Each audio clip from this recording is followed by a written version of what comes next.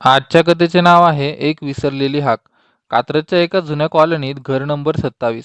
जुनं पण उठून दिसणारं घर. पण गेली अनेक वर्ष तिथे कोणी राहत नव्हतं.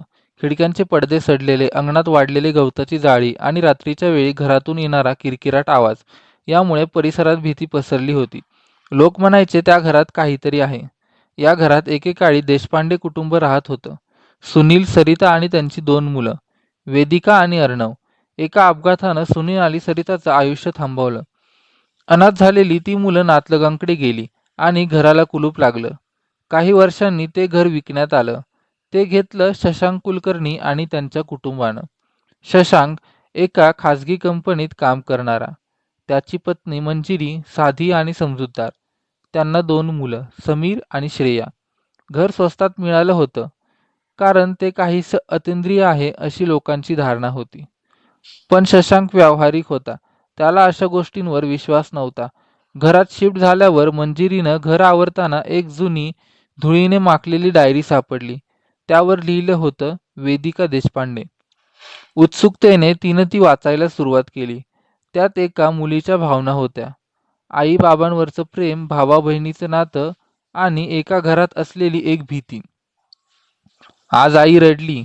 मला विचारलं नाही, पण मी पाहिलं. अर्णव अजूनही रात्री झोपताना माझा हात घट्ट धरतो. खालच्या खोलीत कोणीतरी चालतंय असं वाटतं. आणि शेवटी आई बाबा परत कधी येणार? मंजिरीच्या डोळ्यात पाणी आलं. त्या मुलीच्या वेदनेनं तिचं काळीज हेलावलं. तिनं डायरी शशांकला दाखवली. दोघंही विचारमग्न झाले. आणि त्याच रात्री समीरला स्वप्न पडलं. जिन्यावर एक छोटी मुलगी उभी होती. तिच्या डोळ्यात एक हाक होती, माझा भाऊ कुठे आहे? दुसऱ्या दिवशी श्रेया म्हणाली, आई, वेदिका माझ्यासोबत खेळायला आली होती. ती म्हणाली, ती मला झोपताना एक गोष्ट सांगेन. मंजिरी हादरली, पण एक वेगळी जाणीव झाली. ही भीती नव्हती. हे कोणाचं तरी अपूर्ण विसरलेलं अस्तित्व होतं, जे घरात अजूनही श्वास घेत होतं. मंजिरीनं एक निर्णय घेतला. तिनं घरातल्या एका कोपऱ्यात वेदिका आणि अर्णवसाठी जागा बनवली. त्यांची चित्र, जुनी डायरी आणि एक लहानसा दिवा. रोज संध्याकाळी तिथं दिवा लागायला लागला. समीर आणि श्रेयाला त्या कोपऱ्याजवळ बोलायला लागले. हाय वेदिका, गुड नाईट अर्णव. एक रात्र आली जेव्हा समीर झोपेच्या आधी जिन्याकडे पाहत होता. तिथं 2 लहान मुलं उभी होती, वेदिका आणि अर्णव. शांत, प्रसन्न. त्यांनी फक्त डोळ्यांनी एक गोष्ट सांगितली, धन्यवाद. आणि मग ते दोघं प्रकाशाच्या दिशेने निघून गेले. त्या दिवसानंतर घरातला एक अजब तणाव निविरून गेला. भीती बोलायला लागल्या. घरात हसणं परत आलं. एक पोकळी भरून आली होती. आता घर नंबर 27 भूताचं घर राहिलं नव्हतं. ते प्रेमाचं, आठवणींचं आणि स्वीकाराचं घर झालं होतं. आणि जेव्हा कोणी विचारतं, तुम्ही त्या घरात राहता, खरंच काही आहे का तिथे?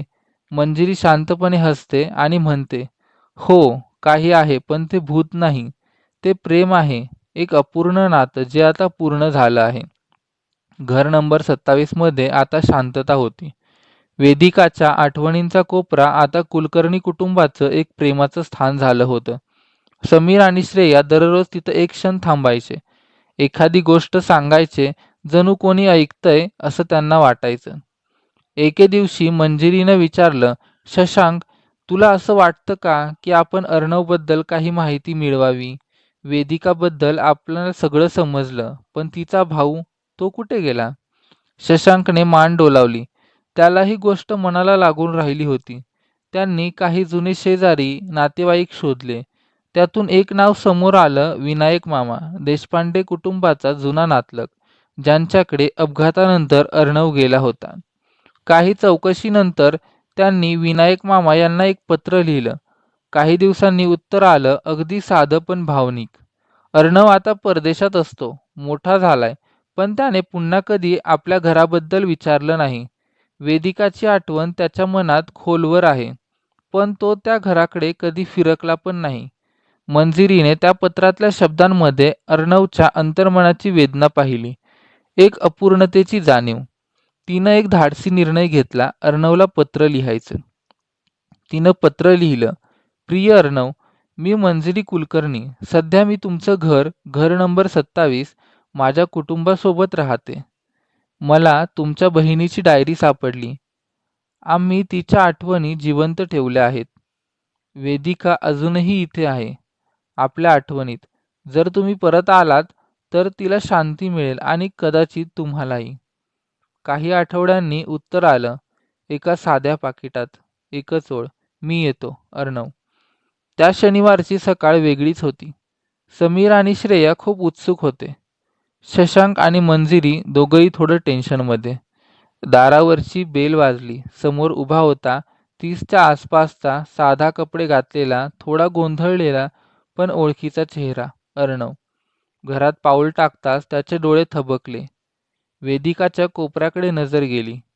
त्यानं त्या दिव्यासमोर बसून डोळे मिटले. खूप वेळ कुणीच बोललं नाही. फक्त निशब्द संवाद चालू होता.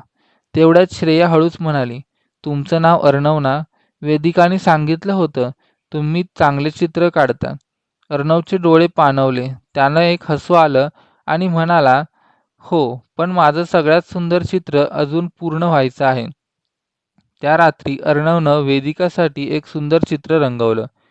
तिला आणि स्वतःला एकत्र खेळताना जुन्या झुल्यावर. आणि खाली लिहिलं, आता आपण पुन्हा भेटलो. त्या रात्री वेदिकाचा कोपरा अधिक तेजस्वी भासला.